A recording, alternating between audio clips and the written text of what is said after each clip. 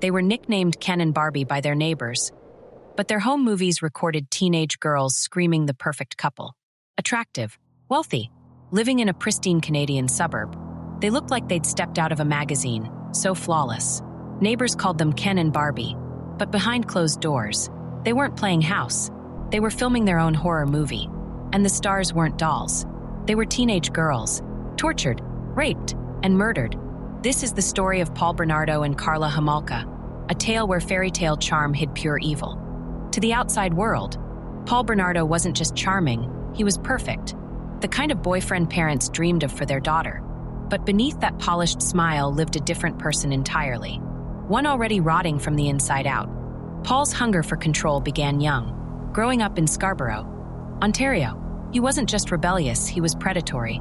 By his teens, he was orchestrating small-time scams, stealing from friends, and radiating a smug superiority. He studied people not to connect, but to manipulate, to dominate. And while his crimes started petty, his fantasies were anything but. Then came Karla Homolka. At just 17, she met Paul and fell fast. To her family, he was everything they wanted for her: handsome, ambitious. From a wealthy background, Karla didn't just love him, she worshipped him, called him her god. But what no one saw, what Karla chose to ignore, was the monster already hunting in the shadows. Because by the time Karla met him, Paul wasn't just a manipulator, he was the Scarborough rapist. For years, he'd been stalking women, breaking into homes, and violently assaulting them. Over a dozen attacks, a trail of terror. And Karla? She knew. She saw the news reports, heard the whispers, knew the police sketches looked like Paul. But instead of running, she handed him her loyalty and her complicity. She didn't just ignore his darkness. She fed it, became his accomplice, his alibi, his audience. Their relationship wasn't a fairy tale. It was a pact. And with Karla by his side, Paul's violent fantasies stopped being solo acts. They became a twisted duet. The scams and rapes were just rehearsals. Soon, their game would demand blood. Christmas Eve, 1990, snow on the ground, lights on the trees, a night for family, warmth, and peace. But inside the Homolka house, Karla and Paul were preparing a different kind of gift. One wrapped in betrayal, dosed with poison, and tied with a bow of pure evil. It started with an obsession. Paul Bernardo didn't just want Karla. He wanted her younger sisters too, especially Tammy. She was just 15 years old, bright, full of life, and completely unaware of the darkness swirling around her sister and brother-in-law. To Tammy, Paul was charming, funny, the perfect match for Karla. She trusted him. She trusted her. That trust would kill her. Karla worked at a veterinary clinic. She had access to powerful drugs meant for animals, sedatives, tranquilizers, things no human should ever touch. Paul pushed her. He wanted Tammy. He wanted Karla to drug her. And Karla agreed. Not reluctantly, not in fear. She planned it, coldly, deliberately. This wasn't a sudden impulse. It was a calculated act of betrayal against her own flesh and blood. On that Christmas Eve, Tammy was excited. She was sleeping over at Karla and Paul's house. It felt like a fun, grown-up thing to do. Karla made dessert, a special dessert. Just for Tammy, she mixed in halothane, a powerful anesthetic stolen from her clinic. It was odorless, colorless, and incredibly dangerous. Tammy ate it. She had no idea her sister was poisoning her. Quickly, the drug took hold. Tammy started feeling dizzy, confused. She stumbled. Karla and Paul watched. They didn't call for help. They didn't panic. They let it happen. Tammy collapsed. She lost consciousness. And then, she began to choke. The drugs caused her to vomit. But because she was completely unconscious, she couldn't clear her airway. She was suffocating on her own sick. Karla and Paul did nothing. They just stood there, watching Tammy fight for breath, watching her die. But it got worse, far worse. While Tammy lay there, unconscious and choking, Paul Bernardo pulled out a video camera. He started filming. Karla helped. She adjusted the lighting. She made sure everything was captured.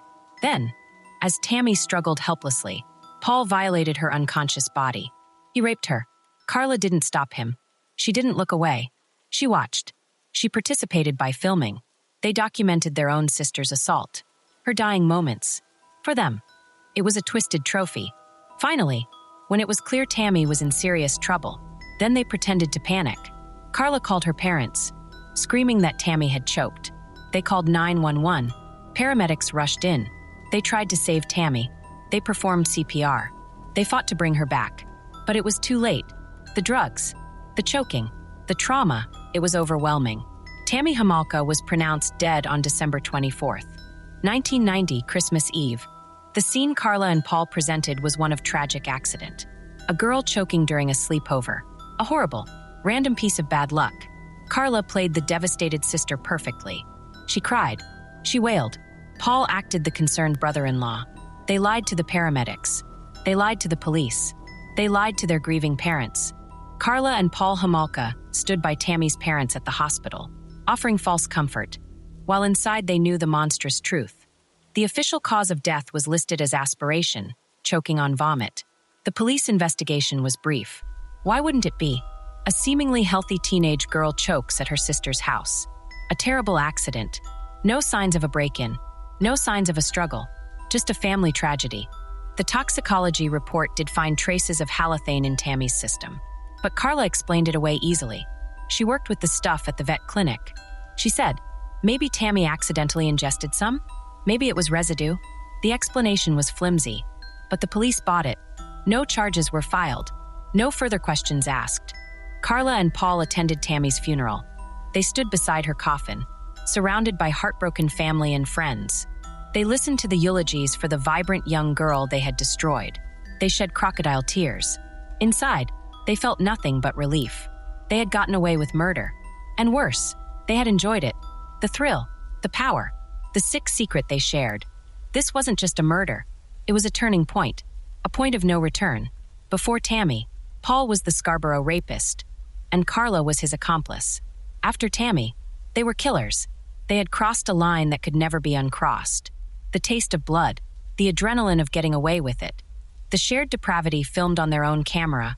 It ignited something even darker within them. The fear was gone. The hesitation vanished. Tammy's death proved they could kill someone close to them, someone beloved, and walk free. It proved they could manipulate everyone, parents, police, doctors. It made them feel invincible, untouchable, and it made them hungry, not just for violence, but for more. Victims, more control, more sick souvenirs captured on tape. The grief of the Homolka family was immense. Their youngest daughter, gone in an instant, a void that could never be filled. But Karla and Paul? They saw only opportunity. The accident gave them confidence. It showed them how easy it could be. Tammy was their first murder, but she wouldn't be their last. The monster couple had tasted the ultimate crime and craved more. Their reign of terror was just beginning, fueled by the life they stole from a trusting 15-year-old girl on Christmas Eve. Tammy's death didn't satisfy Paul and Karla. It unleashed them. With one murder hidden behind a lie, they felt unstoppable. The dark fantasies Paul once whispered about became a checklist. And their camera, once a toy, became a witness to pure evil. The summer of 1991 arrived. June 14th, a Friday night. 14-year-old Leslie Mahaffey was walking home in Burlington, Ontario. She'd been out with friends, maybe pushing her curfew a little. It was late. She was alone. Paul Bernardo saw her. He pulled his car over. He talked to her. And then, he forced her inside. Leslie vanished into the night. Her friends reported her missing. Her parents panicked. Police searched. But Paul and Karla already had her. They took Leslie back to their house, to the very place where Tammy had died just months before. They locked her in a room. For days, Leslie Mahaffey was their prisoner. She was terrified. She was just a child. Paul raped her. Repeatedly. Karla didn't just watch this time. She participated. She helped restrain Leslie. She encouraged Paul. She laughed. And all the while, the video camera was rolling. They filmed everything. Every moment of Leslie's suffering. Every tear. Every plea for mercy. They didn't see a human being. They saw an object. A plaything for their sick desires. The torture wasn't just physical. It was psychological.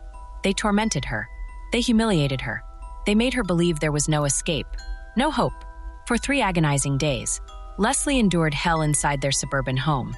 And then, when Paul and Karla grew bored, when they'd extracted every ounce of pain they could, they decided Leslie's time was up. They killed her. But the horror didn't end with her death. What they did next showed a chilling level of calculation. They needed to dispose of the body, to hide the evidence, Paul dismembered Leslie's body. He cut her into pieces. Karla helped. She bought concrete. They placed Leslie's remains into large, heavy planters. They poured concrete over her. They encased her body, turning it into a grotesque, permanent tomb. Then, under cover of darkness, they drove to a lake near St. Catherine's. They dumped the concrete blocks into the water. They believed Leslie was gone forever. Just another missing girl. Leslie's disappearance became a mystery, a heartbreak for her family and community. Police had no leads. Paul and Karla watched the news reports. They saw the searches. They heard the pleas for information. And they felt nothing but satisfaction. They'd gotten away with it again. The power was intoxicating. The secret, shared only between them and their videotapes, bound them tighter. They were invincible. 9 months passed. April 16th, 1992, a Thursday afternoon. 15-year-old Kristen French was walking through the parking lot of her church in St. Catherine's.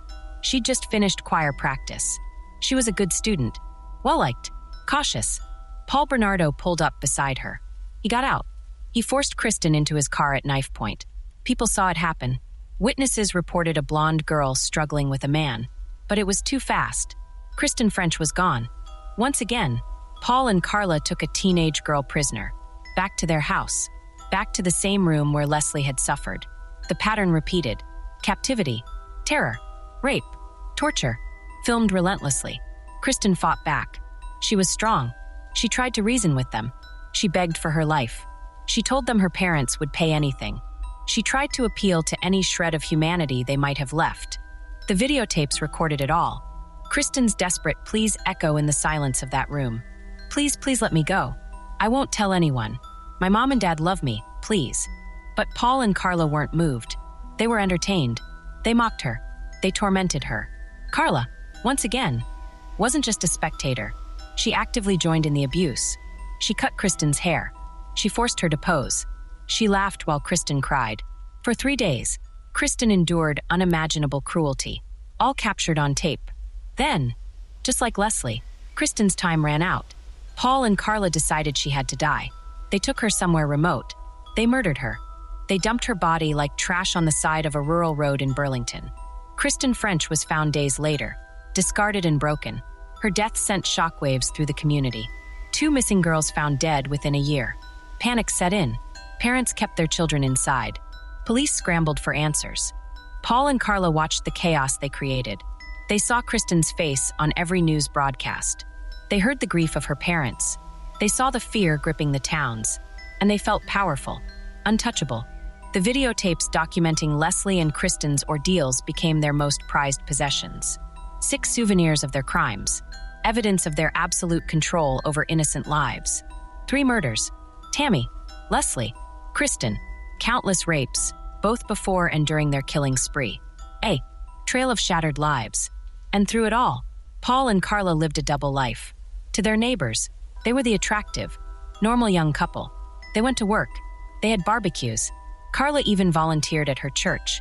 They projected an image of perfect normalcy, hiding the monsters within. The videotapes were the key. They recorded their crimes not out of carelessness, but out of arrogance. They wanted to relive the moments. They wanted proof of their power. They documented their own evil, confident no one would ever see it. Those tapes became the undeniable evidence of their partnership in terror. Karla wasn't Paul's victim. She wasn't coerced. The tapes showed her smiling, laughing, participating. She was his willing partner in every horrific act. Leslie Mahaffey and Kristen French were more than victims. They were vibrant, loved young girls with futures stolen. Their final days were spent in unimaginable terror, imprisoned by 2 people who saw them as nothing more than objects for their pleasure and props for their camera. The concrete that encased Leslie, the roadside ditch where Kristen was dumped. These weren't just disposal methods. They were final acts of contempt, the ultimate violation after death. Paul and Karla's killing spree wasn't a sudden burst of violence. It was the cold, calculated descent of 2 people who had completely abandoned their humanity, fueled by the belief that they could get away with anything. And for a terrifyingly long time, they did. Paul Bernardo's greatest weakness wasn't fear or guilt. It was his ego. He thought he was smarter than everyone, untouchable. And that arrogance finally started to crack their carefully built wall of lies. For years, Paul had whispered a dark secret to a few close friends. He bragged about being the Scarborough rapist. He hinted at things he'd done. One friend, troubled by these boasts, finally went to the police in early 1993. He told them Paul Bernardo might be the man terrorizing Scarborough years earlier. It was a lead, a real one. Police reopened the Scarborough rapist case. They tracked Paul down. They asked him for a DNA sample, a new kind of evidence just starting to be used in Canada. Paul, ever confident, agreed. He thought he was too clever to get caught. He swabbed his cheek. He gave them his DNA. And then he waited, smug, believing nothing would come of it. Meanwhile, Karla Homolka watched. She saw the police interest. She felt the net tightening. She knew about the DNA test. She knew what those tapes hidden in their house contained. Proof of horrors far beyond the rapes. She knew if Paul fell, she fell too. But Karla wasn't loyal. She was a survivor. And she started planning her escape. Months passed. Then, the DNA results came back. A perfect match. Paul Bernardo was the Scarborough rapist. On February 17, 1993, police arrested Paul at his office. They charged him with multiple counts of sexual assault. It was huge news. The Scarborough rapist, finally caught. But Karla knew this was just the beginning. The police didn't know about the murders. Not yet. But Karla knew the investigation would dig deeper. And those tapes, they were a ticking bomb. While Paul sat in jail, Karla made her move. She hired a lawyer. She didn't want to fight. She wanted a deal. She went to the prosecutors. Her offer was cold and calculated. I'll tell you everything. I'll testify against Paul. I'll give you the Scarborough rapist cases. But you have to promise me something in return. A light sentence. Just 12 years. And you have to call it manslaughter. Not murder. The prosecutors were stunned. They knew Paul was the rapist. But they had no idea about Tammy, Leslie, or Kristen. Karla was offering them the key to solving those horrific, unsolved murders, the chance to put a serial rapist and killer away for life. But there was a catch, a huge one. Karla lied. She told the prosecutors Paul had forced her to participate. She said he abused her terribly. She painted herself as a terrified victim, a battered wife who had no choice. She said she was scared for her life. She also hid the tapes. She never told the prosecutors about the hours of videotaped evidence documenting the rapes, the torture, and the murders. She knew those tapes showed the truth, that she wasn't a victim, but a willing, active participant, laughing, helping, enjoying the power.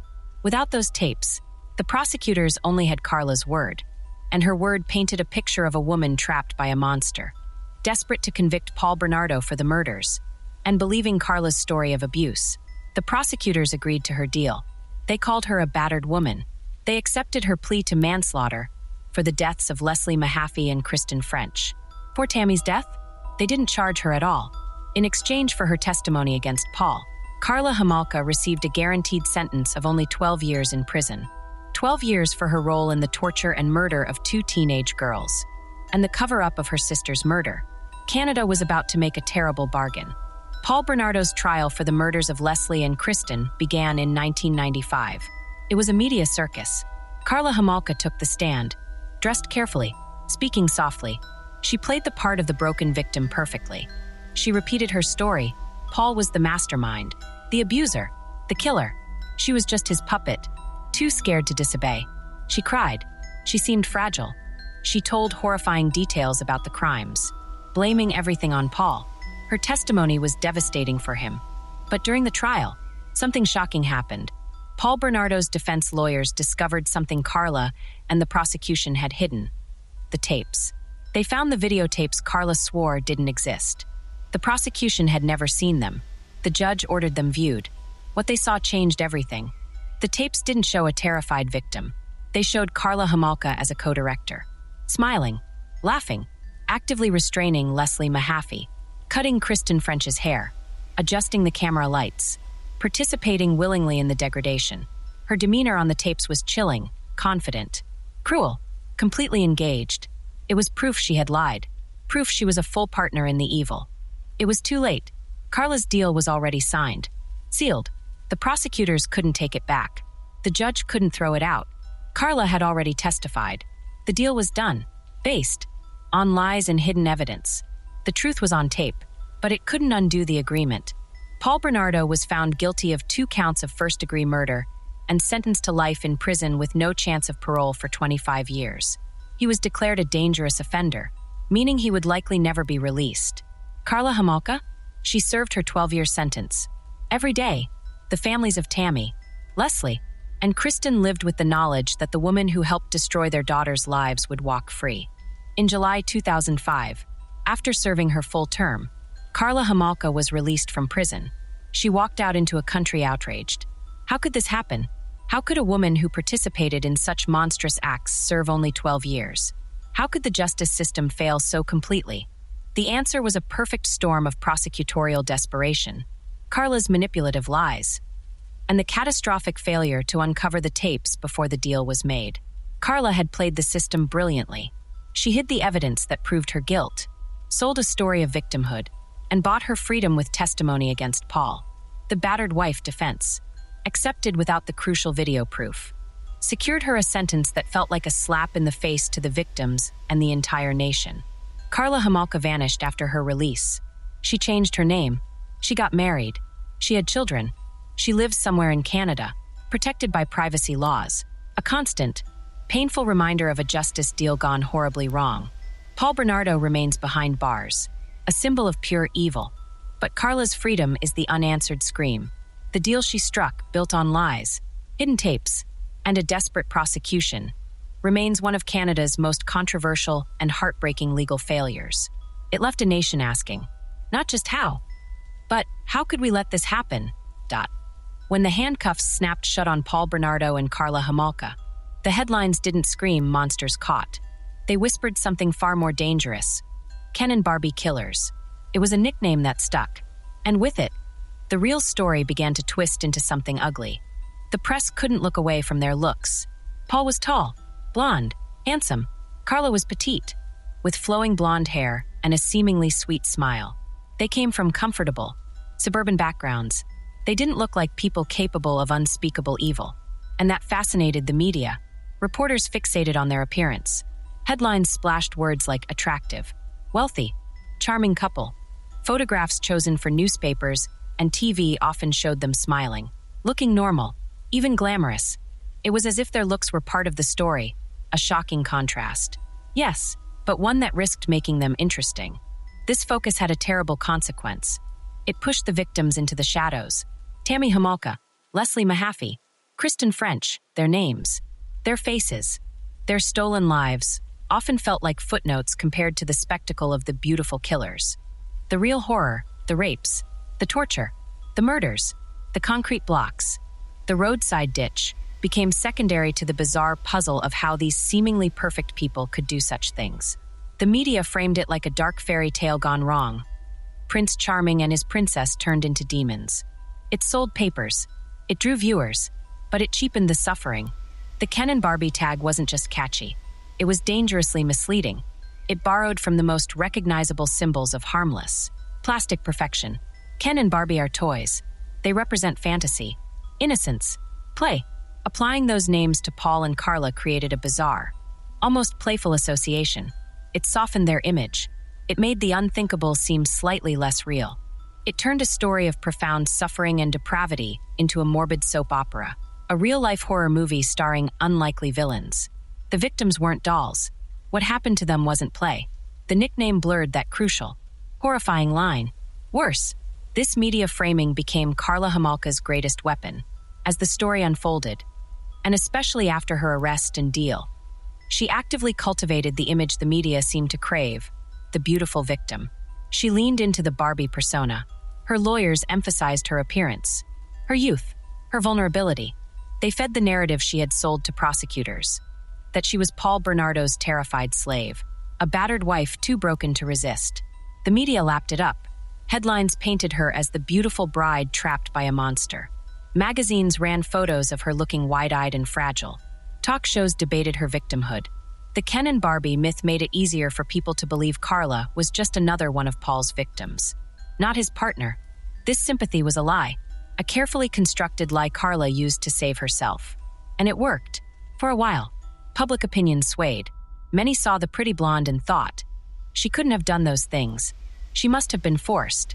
The focus on her looks, her wealth, her normal background, fueled the idea that evil couldn't possibly live inside someone who looked like that.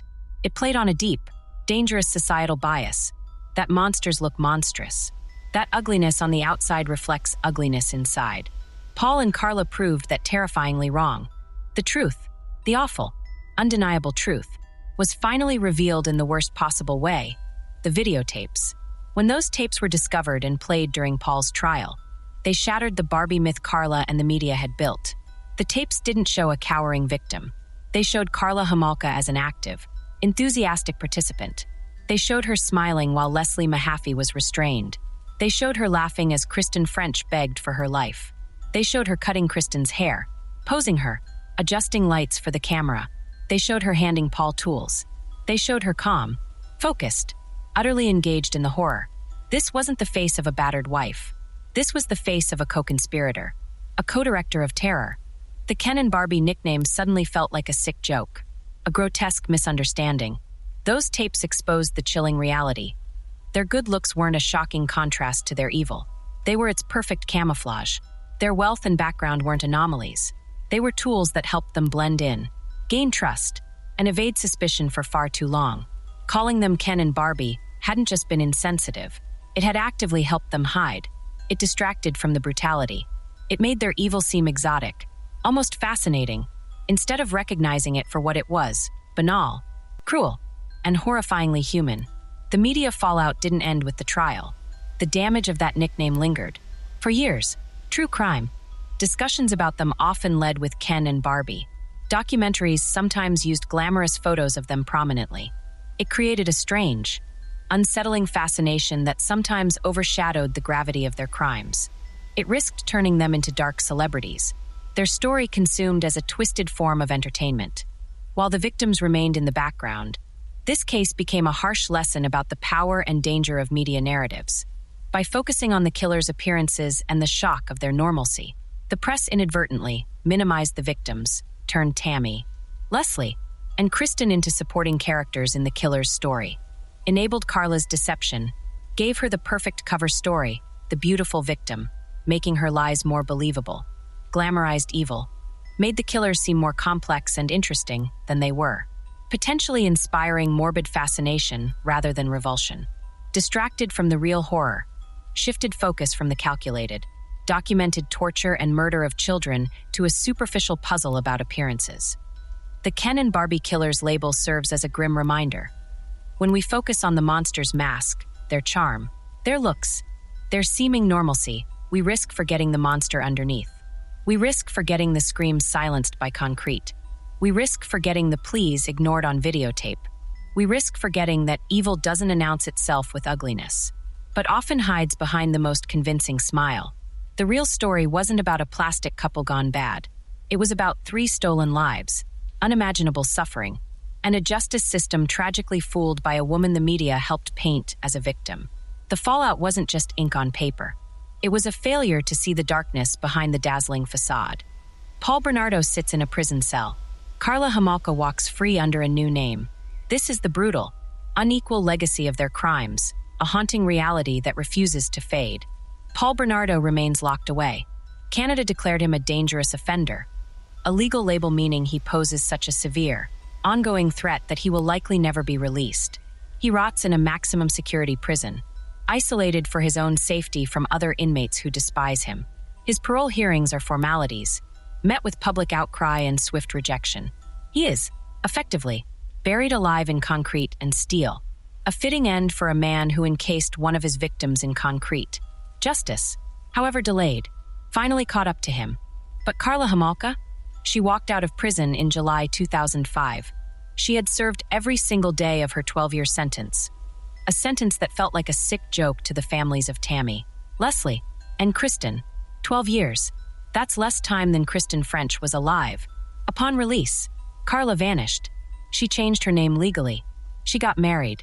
She moved to different locations within Canada, shielded by privacy laws that prevent authorities from revealing her whereabouts. She has children.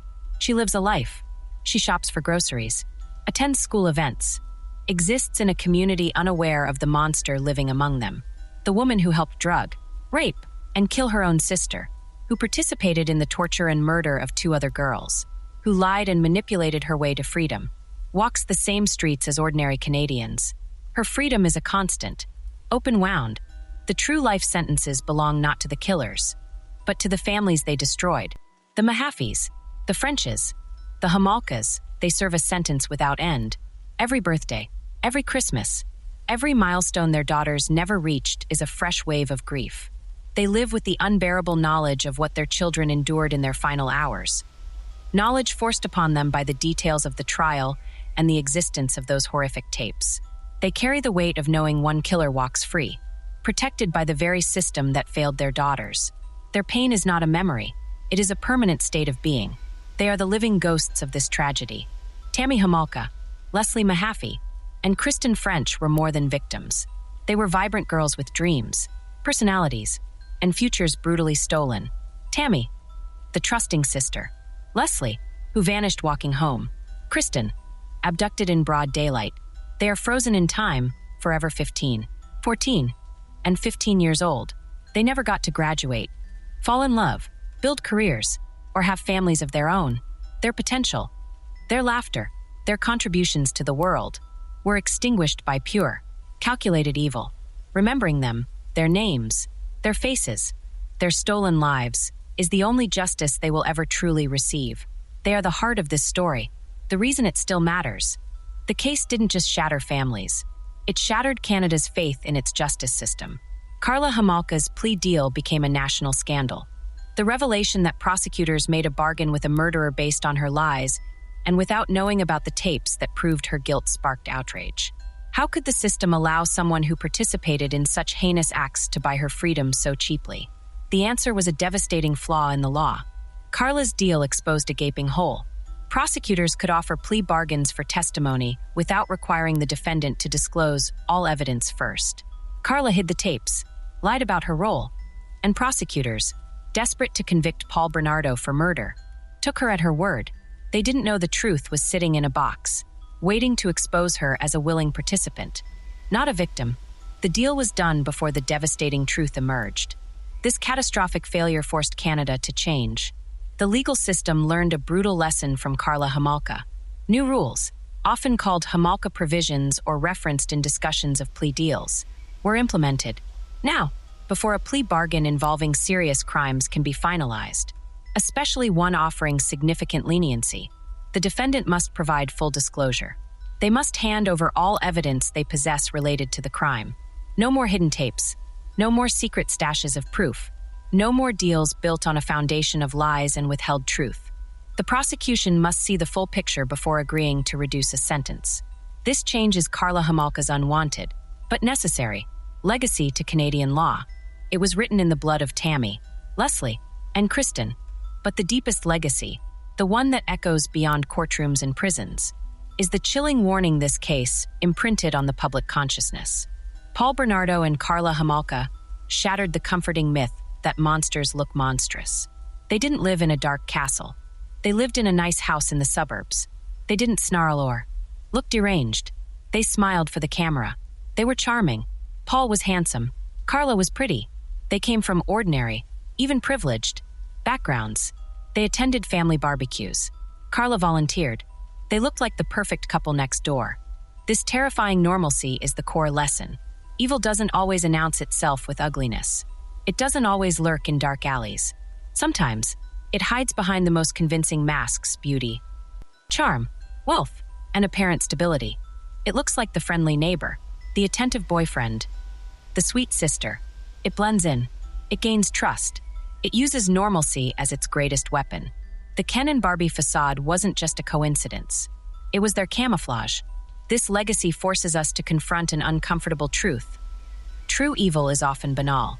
It's not always dramatic or easily spotted. It's the cold calculation in Karla's eyes as she drugged her sister. It's Paul's smug confidence as he filmed his victims. It's the terrifying ability to switch between normal life and unimaginable cruelty. The horror isn't that they were supernatural monsters. It's that they were horrifyingly human. Paul Bernardo locked away. Karla Homolka living free. This is the jagged, unresolved ending. The victims' families endure. The laws changed, but the ghosts of Tammy, Leslie, And Kristen still walk, in the memories of loved ones, in the cautionary tale whispered to children, in the collective shudder when a charming smile seems too perfect. Their story is a grim reminder. Trust your instincts, not just appearances. Look beyond the facade, because the most dangerous evil is the kind that looks perfectly ordinary, living quietly right next door. So what's left? Rage, grief, a warning. Monsters aren't cartoons. They're charming. They're ordinary. They film their crimes and smile for the camera. Paul and Karla forced Canada to stare into the abyss and ask, who else is hiding behind a pretty face? We honor the victims by remembering their names, not the killers, because Ken and Barbie was always a lie. The truth was uglier than we dared imagine.